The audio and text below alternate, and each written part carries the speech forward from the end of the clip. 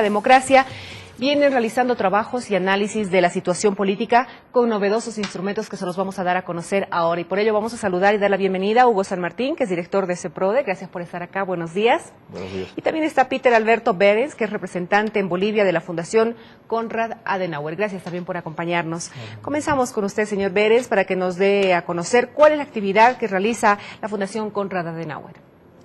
La Fundación Konrad Adenauer es una fundación privada, política, alemana, que desde hace unos 50 años existe y que tiene por objetivo institucional el fortalecimiento de la democracia tanto dentro como fuera de Alemania. Y en Bolivia llevamos unos 40 años, más o menos, y uno de los proyectos justamente que llevamos realizando, aparte de proyectos de asesoría y formación políticas, es el del informe de gobernabilidad. Don Hugo, ¿cuáles son los análisis que hace CEPRODE sobre el tema de gobernabilidad y riesgo político?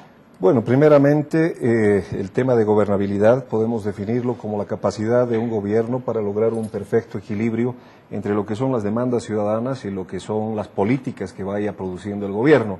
Hemos traído algún cuadrito por ahí, si podemos mostrarlo, respecto a lo que significa la gobernabilidad medida por CEPRODE en el último tiempo. Ahí podemos ver cuál ha sido la evolución desde octubre del 2007 hasta marzo del 2008. Vemos una caída, por ejemplo, de la gobernabilidad en enero del 2007 con los eventos conflictivos de Cochabamba.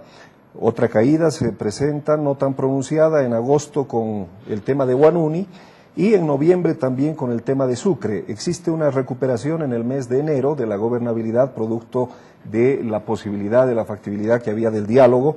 Vamos con ese tema de riesgo político. También tenemos un cuadro por ahí, donde vemos también la evolución. ¿Qué es el riesgo político? ¿Por qué se produce el riesgo político?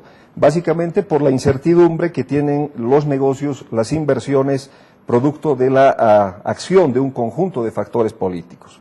Entonces, vemos que Bolivia se encuentra en un alto riesgo político, ¿no es cierto? Si podemos ver el cuadro siguiente, vamos a poder ver también una comparación de cuáles son los países que se encuentran en un riesgo elevado, el caso de Zimbabue, Irak, un riesgo alto, ahí está Bolivia junto con Afganistán, Ecuador, un riesgo moderado, como ejemplo están Argentina, Brasil, México, un riesgo bajo, Bulgaria, Canadá, Chile, Costa Rica, y un riesgo muy bajo, el caso de Alemania, España, Suecia, para dar algunos ejemplos. Bueno, y le vamos a preguntar precisamente sobre estos cuadros al señor Behrens. ¿Qué se siente o cómo se siente usted como alemán, representante en Bolivia, de ser un país que tiene muy bajo riesgo en un país de alto riesgo como es Bolivia? La verdad es que el sentimiento no es ni bueno ni malo en el sentido de que la Fundación Konrad Adenauer lleva, como digo, 50 años presente en muchos países, en 70 países del mundo, de los cuales la mayoría son, se podría decir, de riesgo alto o muy alto. Justamente la idea es aportar en lo posible dentro de nuestras posibilidades y siempre contando, lógicamente, con la voluntad del país que nos hospeda, si se quiere, de fortalecer la democratización o la democracia en el país específico. Y es que en este marco la Fundación Konrad Adenauer, además de CEPRODE, han identificado en esta perspectiva algunos posibles escenarios, ¿no es cierto?, para nuestro país. ¿Podríamos ver esos cuadros para que nos vayan explicando, por favor? Claro que sí. Ahí tenemos 4 escenarios que nosotros identificamos. Un poco las herramientas que veíamos antes de gobernabilidad y riesgo político nos sirven para armar escenarios a futuro. Ahí tenemos el 4º escenario que habla de una secesión, de una cruenta guerra. Mucha gente se pregunta hoy en día, ¿vamos a ir a una guerra civil? Esa cruenta guerra tendría un principal obstáculo, digamos, para que se realice ese escenario, y es el factor militar. Un gobierno siempre va a tener una superioridad por encima de cualquier intento secesionista, independentista en su territorio. El tercer escenario, el de la violencia, es mucho más proclive a que se realice, mucho más factible a realizarse, principalmente por el fracaso del diálogo. Ha fracasado la posibilidad del pacto social al interior de la Asamblea Constituyente, ha fracasado el diálogo en la multipartidaria, ha fracasado el diálogo gobierno-prefectos y está fracasando el diálogo con la Iglesia. Por lo tanto, hay mucha más factibilidad de que se realice. El segundo que tenemos es el tema de los referéndums u otras salidas electorales o institucionales que se puedan dar. Y el primero es el del diálogo y la mediación. En el siguiente cuadro vamos a ver que los dos primeros, vale decir el cuarto y el tercero, son escenarios catastróficos a los cuales no quisiéramos asistir, ni el de la cruenta guerra ni el de la secesión. Escenarios violentos, como el de Cochabamba, como el de Sucre, tampoco lo queremos. Pero son escenarios probables, o sea, el de la violencia es un escenario mucho más probable, al igual que los de referéndums y otras salidas electorales. Y el escenario que es el deseable, el del diálogo, el de la mediación, de la negociación, es al cual quisiéramos ir todos los bolivianos. Si vemos a la derecha, en el extremo derecho, están los porcentajes de posibilidad de que estos escenarios puedan realizarse, puedan producirse.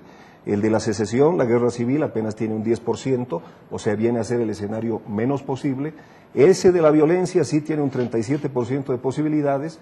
El del referéndum u otras salidas electorales o institucionales tiene un 38%, y el del diálogo y la mediación tiene también apenas un 15%.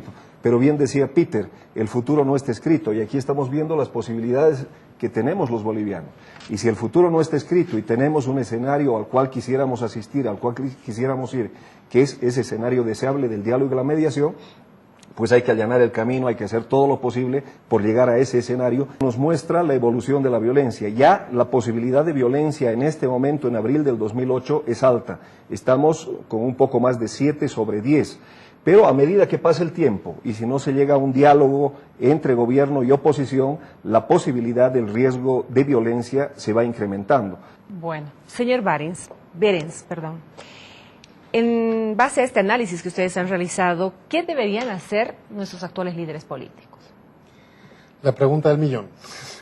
En principio, lo que nosotros no podemos hacer es decirles lo que tengan que hacer los líderes. Lo único que nosotros creemos poder hacer, y en lo que vemos que es nuestro deber hacerlo, es las informaciones a las que tenemos acceso, poder presentarlas como una base para decidir justamente. Y lo que buscamos es, con estas informaciones, que se dé un debate sobre las probabilidades y justamente sobre lo que se puede hacer para evitar los escenarios menos deseables, ¿no? Esa es la idea. Básicamente había una cosa que veíamos en cuanto al escenario del diálogo y la mediación, que creemos que posiblemente lo más probable es que una mediación internacional tenga muchas más posibilidades de acceso que otras instancias, incluso nacionales.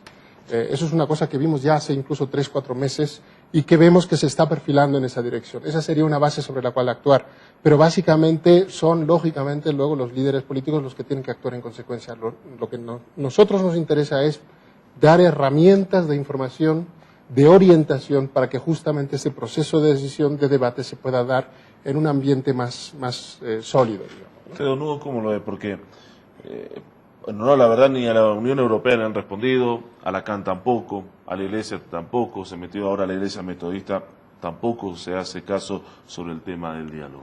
Bueno, creo que hay 3 principios, Ezequiel, Marcela, sobre los cuales se tienen que sentar en una mesa de diálogo. Está en riesgo la unidad del país, y si está en riesgo la unidad del país, creo que es un tema central sobre el cual tienen que empezar a hablar. Está en riesgo la democracia, las reglas del juego democrático, la institucionalidad. Estamos viendo que prácticamente en este momento ni unos ni otros están dentro de la institucionalidad. Por lo tanto, es otro tema grande sobre el cual pueden sentarse en torno a una mesa de negociación. Y el tercero es la paz social. Estamos próximos y estamos viendo que la violencia es un factor que se puede dar, que se puede presentar en cualquiera de los escenarios.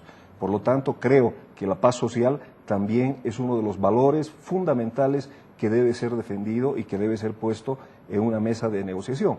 Lo que se ha hecho hasta el momento es decir, bueno, aquí pongo mis estatutos autonómicos y negociamos sobre esto. O por el otro lado, aquí pongo mi constitución y negociamos sobre esto. Y creo que así muy difícilmente se pueden encontrar soluciones. De todas formas, creo que estamos en vísperas de asistir a un renovado ciclo estatal que va a tener este proceso autonómico, que va a tener, inclusive después del 4 de mayo, yo creo que el diálogo ya va a ser sobre federalismo, pero también este tercer ciclo estatal nos está demostrando de que este nuevo Estado de los bolivianos va a ser mucho más inclusivo, donde lo indígena está jugando y está asumiendo un rol determinante.